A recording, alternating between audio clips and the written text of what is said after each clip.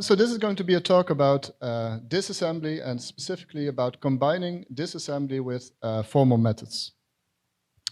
Disassembly is the process of recovering assembly instructions from a binary. A binary here really is just completely raw, unstructured data that how do you say this? That you can best see as just a bunch of zeros and ones. So what I mean by that is we don't have any source code, we don't have any ground truth available to us. We really just assume that a stripped binary is available, and from that we want to start recovering what this binary actually does. So which instructions are actually executed. This is something that is basically the first step in every effort that takes as input a binary. If you want to do a security analysis, you start with disassembly. If you want to do further decompilation, let's say lift it to LLVM or to C, the first step is disassembly, or if you want to do a form of binary verification. And disassembly is a very well-studied problem. I would guess that the problem of disassembly has been studied as long as the problem of assembly itself has been studied. So you may be very tempted to think that disassembly simply is a solved problem. But that really is not the case. Disassembly is not a solved problem. And you can see this in two ways. You can see this in a theoretical way, simply the fact that disassembly is an undecidable problem. Assessing from in a binary what parts of the binary are instructions and what parts of the binary are raw data is an undecidable problem.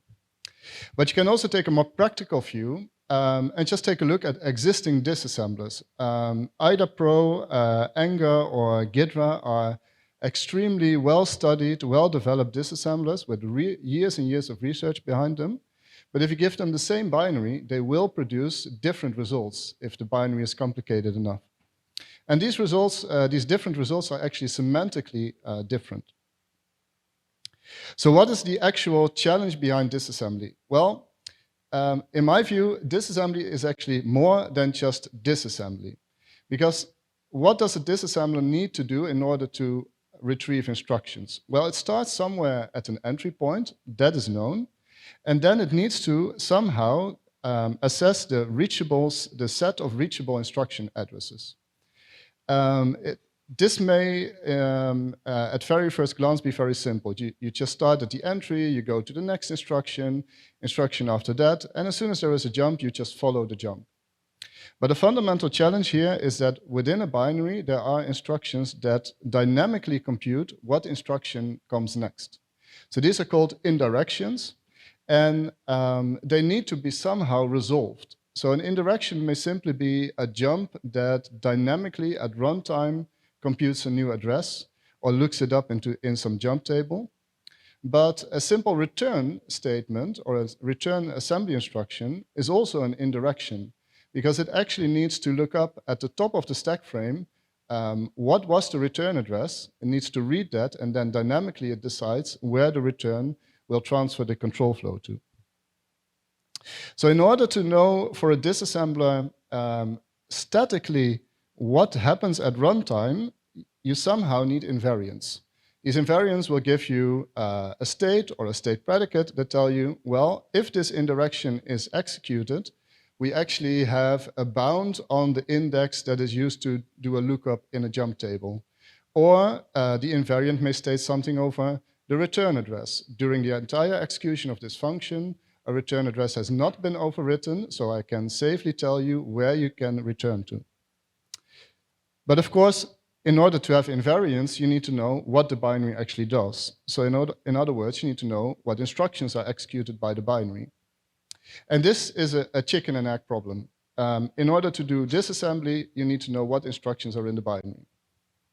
So the way we try to solve this problem is by implementing a monolithic approach. So by that I mean is that we have an approach that does all these things at once. And the key challenge here is that we want to have a disassembler that is actually formally verified. So this is the challenge that we set ourselves at some point. Can we simply build a formally verified disassembler? And the answer is regrettably, it's complicated. I wish I could just stand here and say, yes, we have a formally verified disassembler and show you some results and so on. But in the reality, there are some good things and some bad things that pop up as soon as you want to do formally verified disassembly. So what did we do? Well, the first thing that we did is we built a disassembler, not a disassembler that is verified in itself, but a disassembler whose output is amenable to formal verification. And I'll explain that in a couple of slides. Disassembler works in the sense that it's really applicable to real binaries that you found out there in real life. Commercial, off-the-shelf binaries. We were able to scale this up to hundreds of thousands of instructions. And these binaries have not been written with verification in mind. So these are real binaries that you find on your laptop, like core utils or the Xen hypervisor. And we don't require any debugging information, source code, or any other form of ground truth. So first, let's talk about a disassembler whose output can be formally verified. This sort of requires us to think about what is actually the output of a disassembler. Usually, this is just a list of instructions. These are the instructions that we have disassembled from a binary. But in order to make this output amenable to formal verification, we need much more information. We need to both have the invariants, we need to have the resolved control flow, and we need to have it in such a form that we can export it to a theorem prover. So our output is actually something which we call a Hoare graph. So a Hoare graph is a graph with edges labeled with instructions. And the nodes are states or state predicates. And the idea is that every single edge starts in a state with a precondition, executes an instruction, and then ends up with a state according to the postcondition stored in this graph. So in other words, to put it very simply, every edge in this graph is a single Hoare triple. And that really makes it very amenable to verification because you can simply export all these Hoare triples to a theorem prover and have them automatically verified. Now this graph contains a couple of more things. So it contains state predicates, which form the invariants, but it also contains over-approximatively all the edges that you can find in the binary. So all the possible control flow transfers that actually happen within the binary. And sometimes you can see that this may produce unexpected results. For example, and I won't go into the details of it, in this particular snippet of code that you see here, you don't see a return statement. But actually, it's hidden in there at address 1.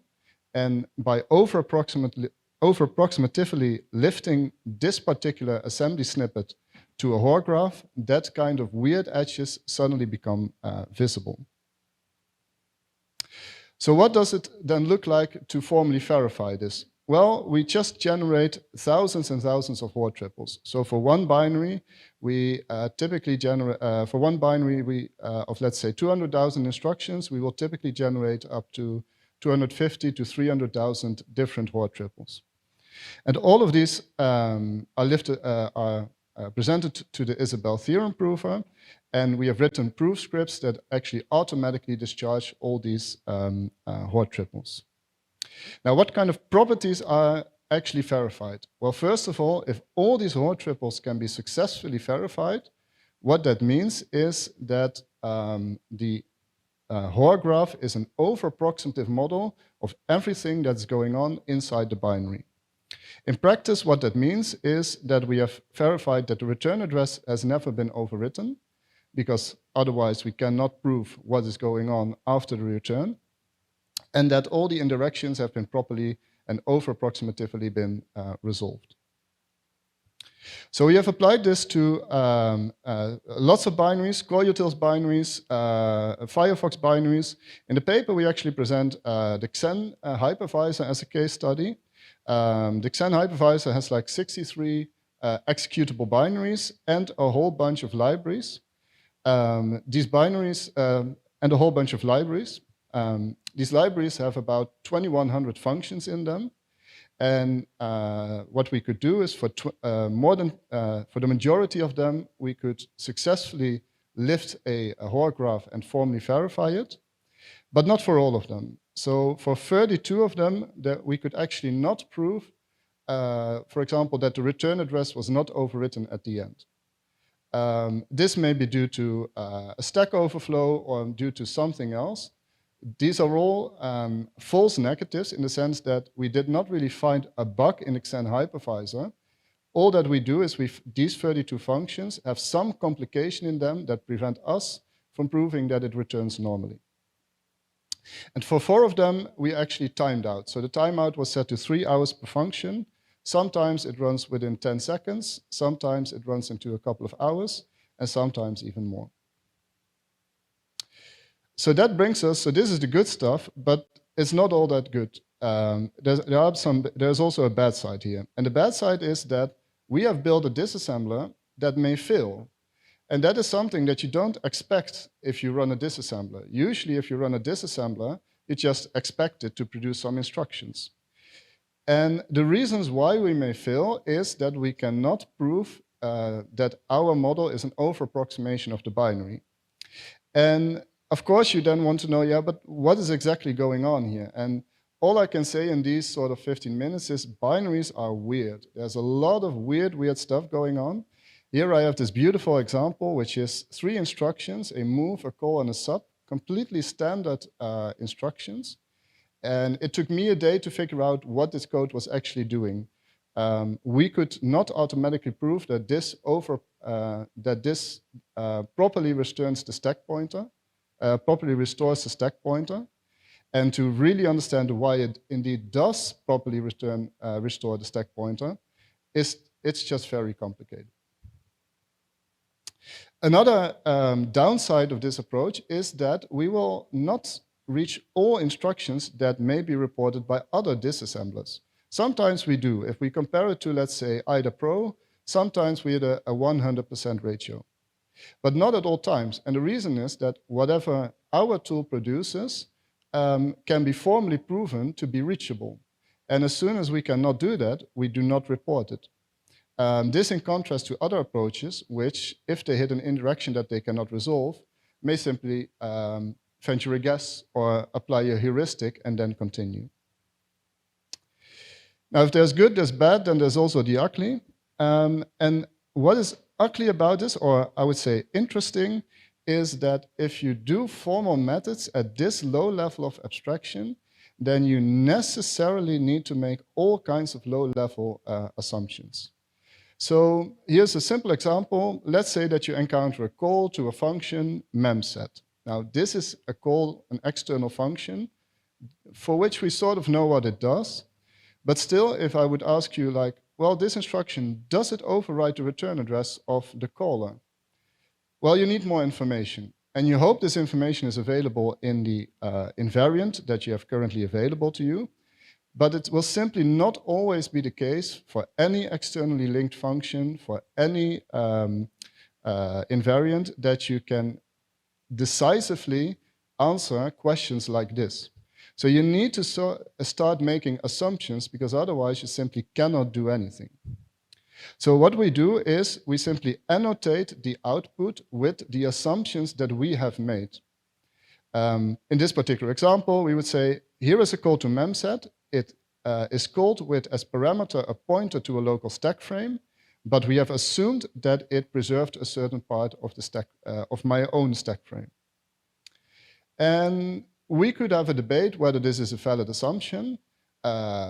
Maybe this would last like 15 minutes. We could have an internal debate like, is this a valid assumption or not? But in the end, you cannot have a decisive answer for all the assumptions that you need to make. The reason is simply the complexity that you find in binaries. This is a medium-sized binary. It's the call graph of a medium-sized binary. And I realized that nobody can actually see what's going on here because I simply couldn't fit it on the screen. So let's focus on this small part on the bottom. If you zoom in on that, you actually get this. And all these nodes are functions. And these functions themselves may still have maybe 10, but also up to thousands of instructions. So dealing with these assumptions is a fundamental challenge. And the question becomes, what assumptions do you need to make? What are the assumptions that you can make in order to lift out a model about normal behavior, and what are the assumptions that you can make to lift out a model that represents more like weird behavior. So did we successfully build a formally verified disassembler? Well, in the end, it's yes, no, and maybe. We build a disassembler that provides you with trustworthy output that can be formally verified to actually over-approximatively represent what's going on in the actual binary. But there are assumptions that are made, and if you are able to violate these assumptions, then these violations are typical scenarios in which something weird will happen. And in those cases, further manual analysis is required. All the tools are available. They have been evaluated and they are reusable. The link is here on the screen. And of course, if anyone would like to use them, if anyone here needs to disassemble a binary, I would say use a formally verified disassembler. Thank you very much, and I'll be happy to answer any questions. Thank you.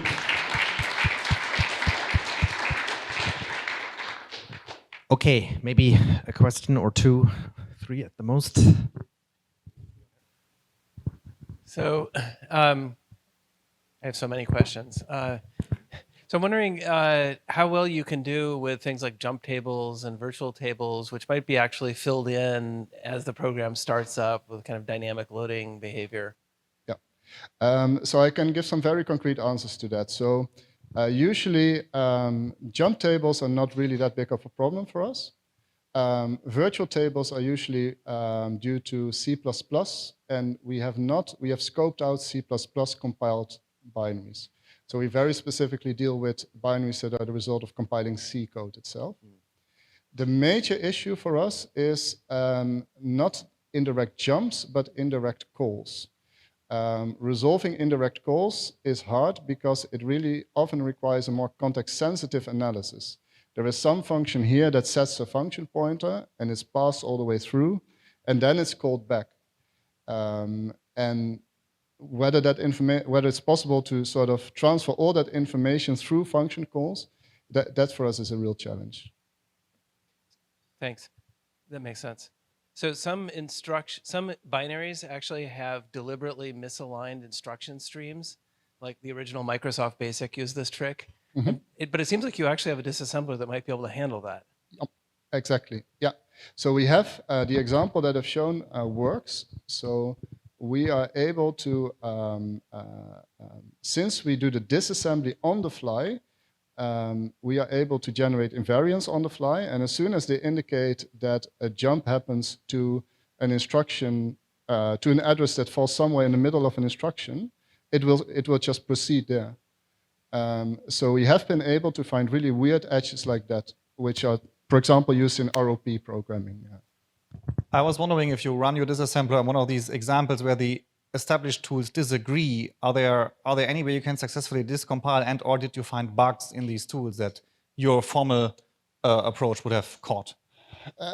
We have found some situations where they disagree, and we've actually sort of made a table of that, but it was never very interesting. So we found scenarios where, for example, there really was a case where all the disassemblers would say the instruction does a move to a register and then a certain immediate, where one of the disassemblers would simply put another immediate there or something.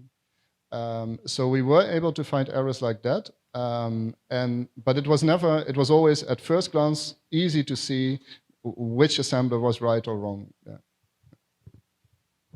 Okay, thank you very much, Freek. Let's leave it at that. Thank you.